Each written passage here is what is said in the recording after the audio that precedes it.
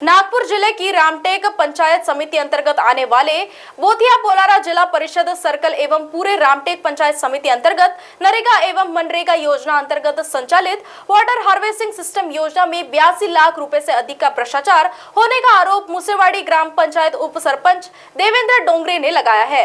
राज्य एवं केंद्र सरकार के द्वारा संचालित मनरेगा एवं नरेगा योजना अंतर्गत रामटेक पंचायत समिति अंतर्गत आने वाले जिला परिषद स्कूलों सहित आंगनबाड़ी, ग्राम पंचायत कार्यालय आदि स्थानों पर वाटर हार्वेस्टिंग सिस्टम लगाए गए। पंचायत समिति रामटेक के जय सिंह जाधव से शिकायत करने के 5 माह बाद भी किसी भी तरह की जांच एवं कार्रवाई नहीं की गई। ज्या विषयावर आपण इथे आलो आहोत, रेन वॉटर हार्वेस्टिंग याचं काम इथे बोगस प्रकारे झालेलं आहे।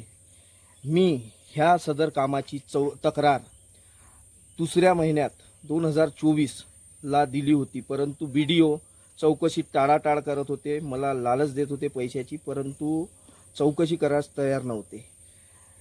मी स्वतः चौकशी करायला आल्या असताना इथे रेन वॉटर हार्वेस्टिंग मध्ये फक्त 1 फुटाची भिंत बांधलेली आहे, मागे गड्डा केलेला आहे, वरती कुठल्याही प्रकारची शीट टाकलेली नाही आहे, पेंट मारलेला नाही, कुठल्याही प्रकारची वॉटरप्रूफिंग केलेली नाही व सदर बिल उचलना केलेली आहे।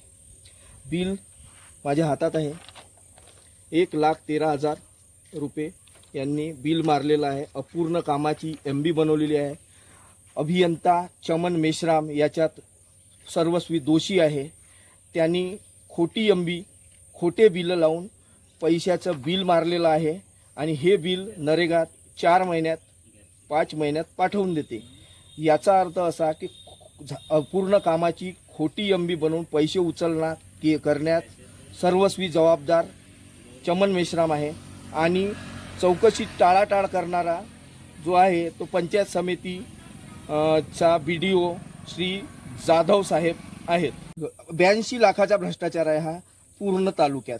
नरेगा अंतर्गत सर्वात भ्रष्टाचारी जर नरेगा असेल तर रामटेक तालुक्यात, हेच माझं म्हणणं आहे। उद्याच्या रहिवासी या अंतर्गत द्वारे काम झालेले आहे, ते काही ग्रामपंचायत झालेत, काही स्कूलचे झालेत, काही समाज भवनचे झाले, तर हे काही सोयीस्कर काम झालेले नाही, पूर्ण भ्रष्टाचारी काम वाटून राहिलं। याच्यासाठी थोडंसं चौकशी करून घेणं गरजेची गोष्ट आहे। आणि हे जो गट्टूचं काम केले, रोडाचे काम केले, पूर्ण भ्रष्टाचारी काम दिसून राहिलं, यासाठी थोडं चौकशी करणं जरुरी आहे। यामध्ये मध्यकाळात लोकसभा निवडणुका होत्या, त्यामध्ये सर्वांच्या जवळपास नियुक्ती झाल्यामुळे त्या कालामध्ये चौकशी झाली नाही। त्यानंतर पोलीस भरती आणि इतर ऑफिशियल कामं असल्यामुळे थोडासा विलंब झाला, ही मान्य आहे, परंतु ही लवकरच चौकशी पूर्ण करण्यात येईल। चौकशीनंतरची काय भूमिका राहील?